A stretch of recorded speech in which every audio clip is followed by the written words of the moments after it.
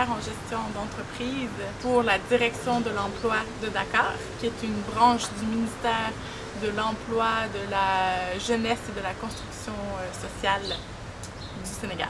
Mon mandat, en fait, c'est d'appuyer la direction de l'emploi en gestion de projets principalement. À la base, mon mandat, c'était de faire un diagnostic d'entreprise dans le cadre d'un projet. Finalement, en faisant le diagnostic des besoins, on a changé le mandat complètement. Donc maintenant, j'agis sur plusieurs niveaux, surtout en renforcement de capacité.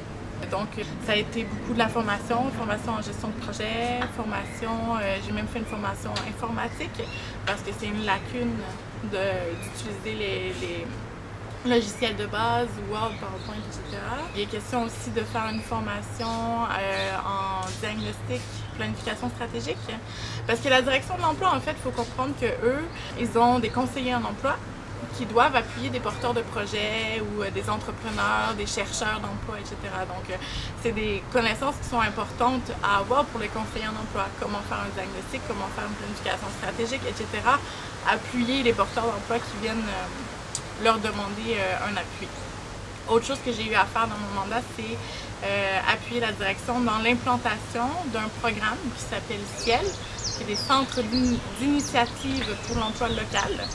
Donc, c'est un peu comme un pôle emploi en France et ça n'existe pas au Sénégal. Donc, ils sont en train de développer le programme pour implanter ça et puis ils vont implanter dans toutes les régions du Sénégal.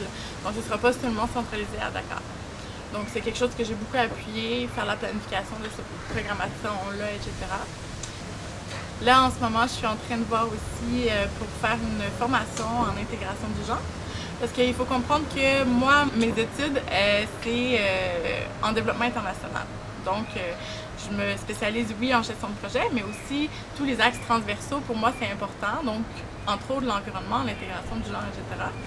Et il n'y a pas du tout de procédure d'intégration égalité homme-femme à la direction de l'emploi. C'est pas vraiment pris en compte.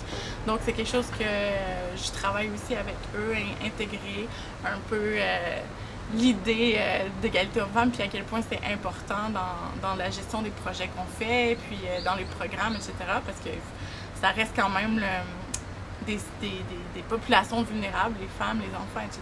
Donc, c'est important d'en prendre compte dans le contexte de travail aussi.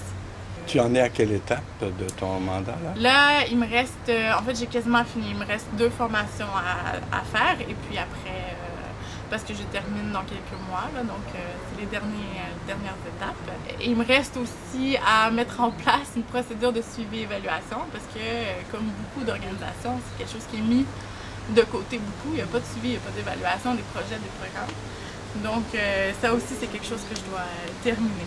Maintenant, je crois savoir que ce n'est pas ton premier séjour au Sénégal. C'est mon 2e séjour. J'ai fait encore avec le CECI un stage, donc tout de suite en terminant l'université, qui était avec le Collège des jeunes du CNCR, le cadre de concertation et de coopération nationale des ruraux.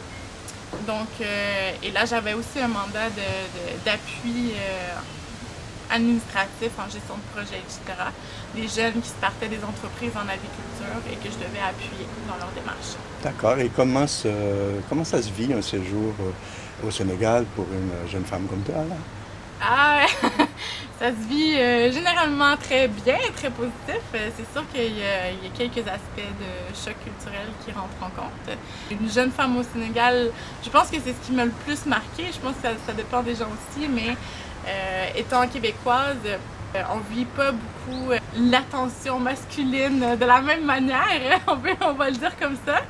Donc ça, c'est un choc culturel que j'ai vécu. Peut-être pas la même façon de voir la femme, pas la même façon de gérer les relations homme-femme aussi. Et puis la religion rentre aussi beaucoup en compte là-dedans. Donc c'est sûr que on a des religions différentes, des façons de voir différentes, etc.